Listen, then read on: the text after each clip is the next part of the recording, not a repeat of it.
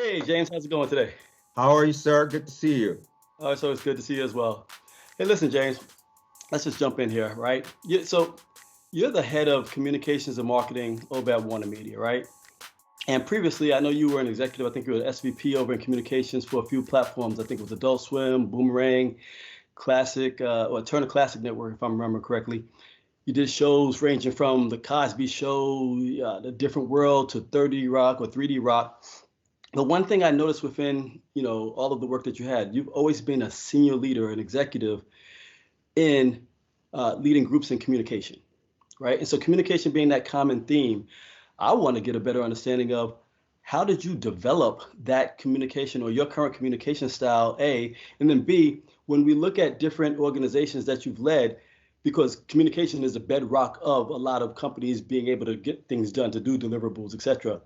How did you imprint your personal style, your personal leadership characteristics around communications to those organizations?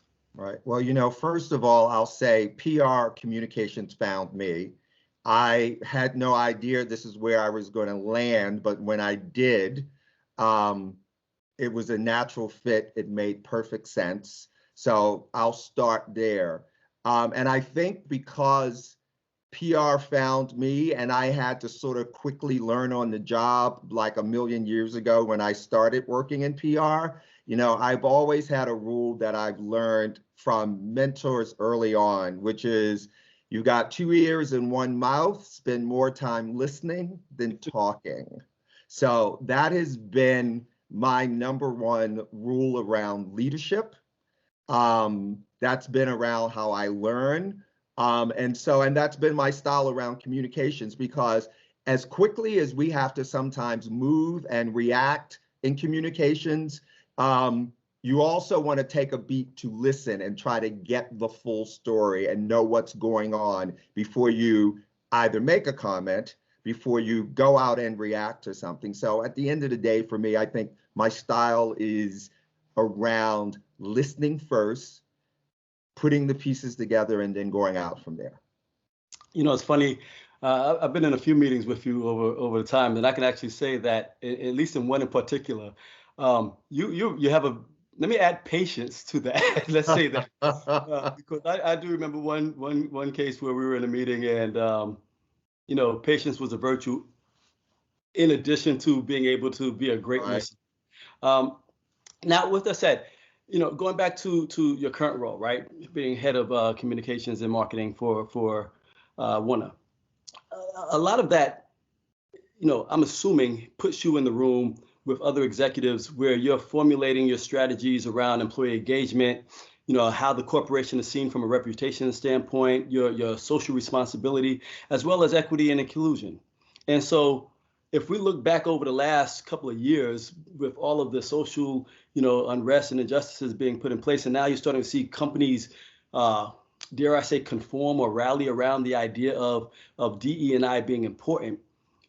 Are you seeing that in other items as a trend? And what advice would you give to companies out there who are trying to pivot to have a stronger DE&I space, and specifically around the communications aspect of it as well? Right. Well, first of all, I work with an incredible team of peers in the space. I have great peers who oversee the studios and network part of our business, who oversees our direct to consumer part of our business, CNN, as well as international. And my piece is the corporate communications and marketing piece of Warner Media. So I'll start there by saying I've got great partners when it comes to dealing with all of these issues, and they are great leaders within the businesses that they lead on the communication side. So that is the great place to start and being helpful in this as well as having a good leader ourselves who oversees that entire team as well. Specifically around D&I, and I will not take credit for this because we've talked about it a lot in our equity and inclusion division, and several of our colleagues have brought this up, but it's something that we have sort of talked about when this question comes up about what's the difference now on how companies are dealing or managing when it comes to the equity and inclusion space to sort of what it's been in the past. And, we've all come to this conclusion that, in the past, there have been random acts, I guess you could say, around diversity.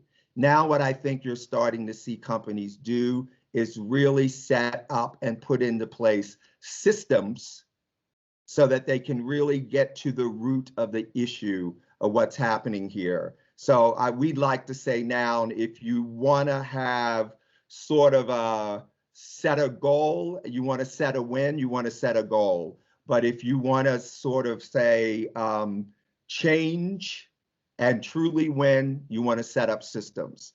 And I'm butchering that, but that's sort of the sense of where we're heading right now. Random acts in the past, one-off, so to speak. Now people are really putting foundations down so that they can get to the root of what's been the problem and issue here. Let me read that back to you in my little animal brain.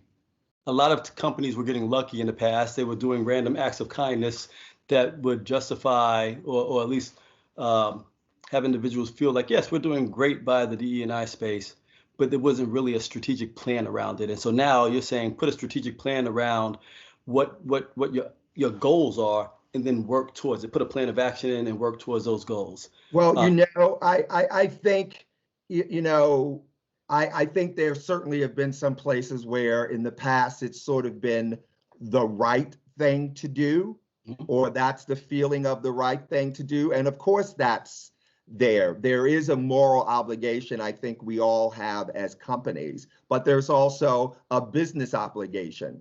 And those two things work really well together, especially in the climates and the worlds we're doing now, and the people that we're serving in those communities that are our audiences, our fans, and our customers. So I don't know if I would say people have got lucky in the past. I think what it is people have, things were done to just sort of keep the trains moving. Okay. And the things that have happened in the world have now forced us to take a step back and really get to the root of what's happening here. I guess those random acts, if I can use the analogy of sort of, you've put up your pot, got a potted plant, and you're continuing to work that plant in that pot, but the roots are growing out of the pot. And at some point, you've got to take it out of the pot and put it in the ground. Yeah. No, I think that's what's happening now.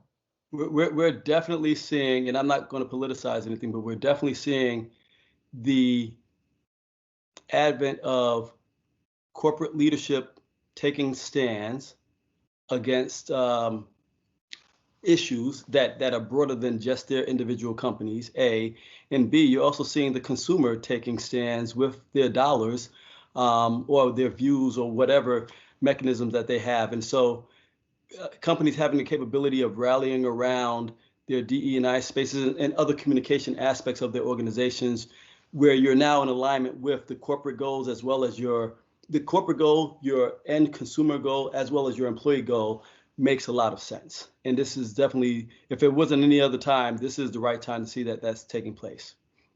Let me pivot slightly. In your world, I'm pretty sure you're like I said, you're definitely in rooms within Warner Media and having to network to get your agenda out there. But you're also in various other places. You're on the board for NAMIC. You're on several other boards. You're, and I don't want to say forced because a lot of these are public service items that you're doing. But what I'm trying to get to is the value of networking. Right. For you, the value of networking has to be, a very large aspect of your day-to-day, because networking for you gets you to your end goals by having different people come into play that will help you get to those deliverables. But when we start looking at other viewers who will be watching this and start to say, how do you put network into context with mentoring and with sponsorship? Those three things, in some cases, I don't want to say they go hand in hand, but there's a level of progression. What's your views on that? Well, first of all, let's start with mentoring and sponsorship. That is key and crucial. I've been really fortunate throughout my career to sort of have formal mentors and then people who were potentially my sponsors or mentors that I didn't even know. And then realized later on that they stood up for me in a room or brought my name up as a possibility for doing something. So mentorship and sponsorship is something that I truly believe in, as well as when you want to throw in the whole part about internship, because I think those three connect throughout your career. Internships may be where your career starts, and out of that, you may actually get mentors and then what may eventually become sponsors. So I think the three of those are things or pieces potentially to help you in your career. I was an intern. You mentioned my, doing work on the Cosby Show. I got that role as a production assistant on the Cosby Show because I did an internship a year before that, my junior year when I was in college. And the gentleman that worked on that later became part of the team over at the Cosby Show. And he gave me my first break, and that literally says set up my career. So that piece I truly do believe in when it comes to that. The networking, which is also a connection to it, is key. I'm in communication. So I spend my day trying to navigate and help make things happen. So part of that may be, we wouldn't call it necessarily networking, but that's staying, connected to key journalists, finding out what stories they're interested in, what's happening here, frankly, letting them know what's happening in our world and our business. So that's a part of networking for me as well.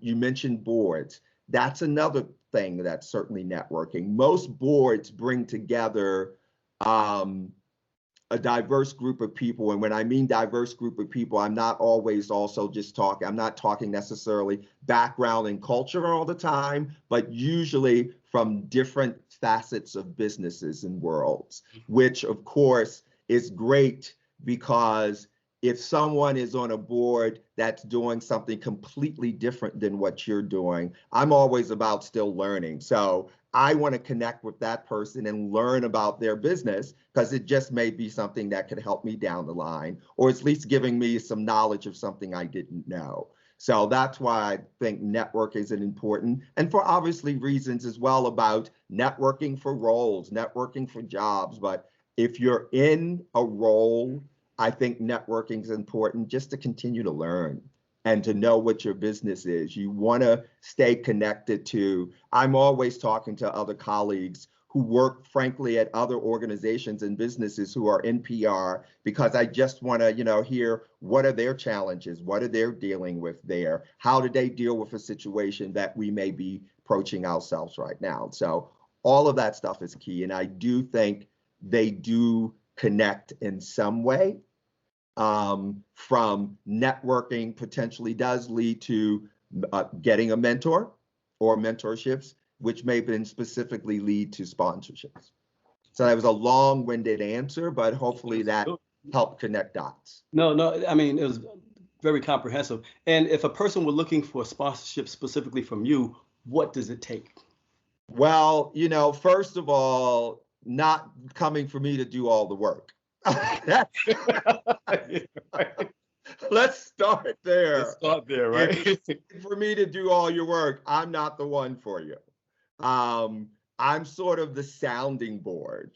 Yeah, again, I get back to the listening. I want to listen and then sort of help give you ideas and directions. Look, there's a big difference between being a mentor and a sponsor, as you know. Sponsor is someone who is sitting in a room and your name comes up or it doesn't come up, frankly, which is usually the case. And that sponsor is sitting in the room and saying, well, what about Charles for this role? Or I think we should put him in this role because I think he needs this, that will then help him get to where I think he has great potential.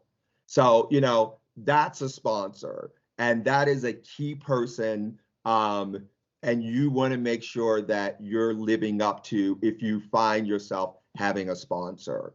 On the mentor side, I have formal mentor situations, and then I have, informal, where someone just wants to every once in a while give me a call, shoot me an email, touch base, ask about something. But the great thing I love now about being this part of my career, you've heard this term, this whole reverse mentorship. Oh, okay. Which is I have, a couple people who technically are my mentees, but I am their mentee as well.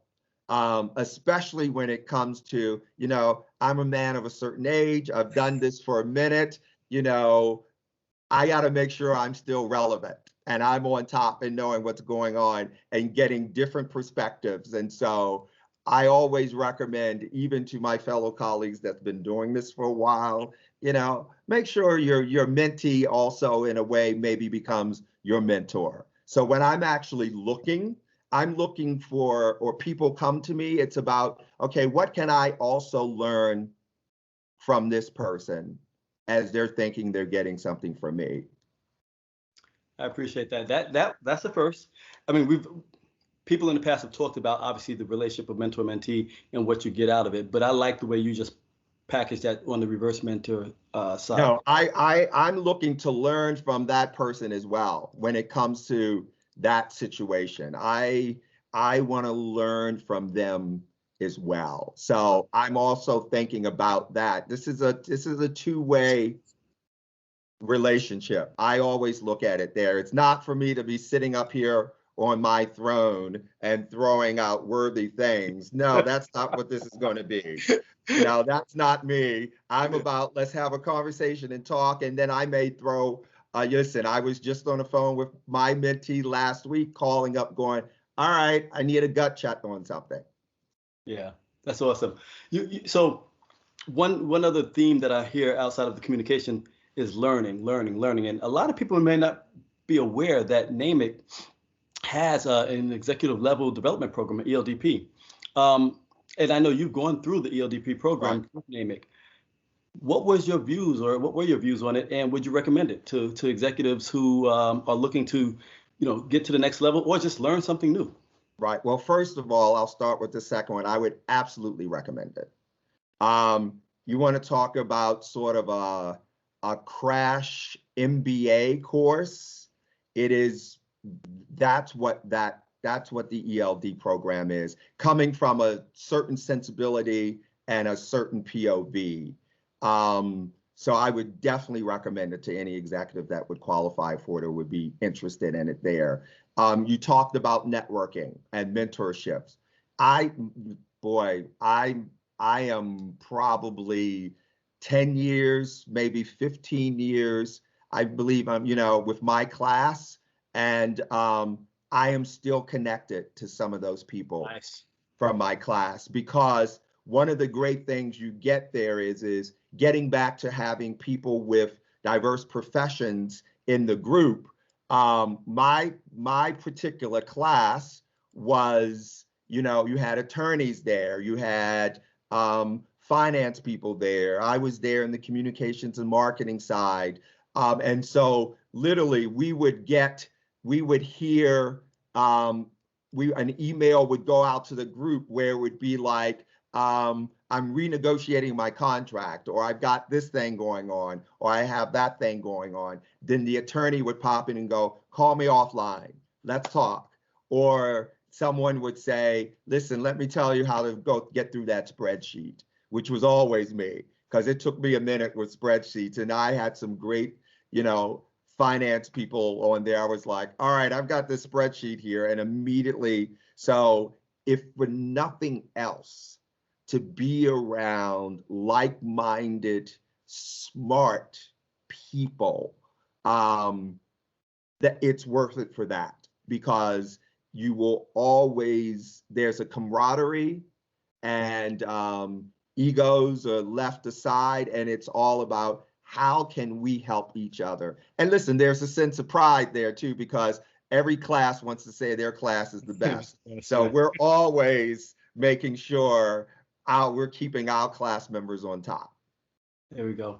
Before we get out of here, we were talking about boards earlier, and obviously on the NAMIC National Board. You're on the Board of Trustees for Denison University over in Greenville. But there were two that sort of stood out that I didn't get the connection. So I figured that these were passions for you. One was the Alliance Theater in Atlanta, and then the second one was the Securities Industry and Financial Markets Association. How did those fit in? All right, good question. Well, let's start with the Alliance. Listen, the arts are my passion. Everything I do and how I work actually comes from the lens of the arts. I was a theater major. And so I know that, and everyone goes, how do you go from that to what I'm doing? But it's in a way the same, because you're communicating, you're trying to influence, you're trying to change hearts and minds and all of that. So I have a big passion for the arts and sports, and so that's why I serve on the Alliance Theater, because of my passion for there. Unfortunately, when I moved and started working at what was then Turner, Turner was always very active, and now Warner Media has always been very active in the arts and storytelling and new voices. So that definitely was, that's my passion. The SIFMA Foundation, which is a wonderful foundation, part of the overall SIFMA organization. Now, to the point of networking, my mentee, someone who was my mentee, who has had a great trajectory in her career, recommended me for this board.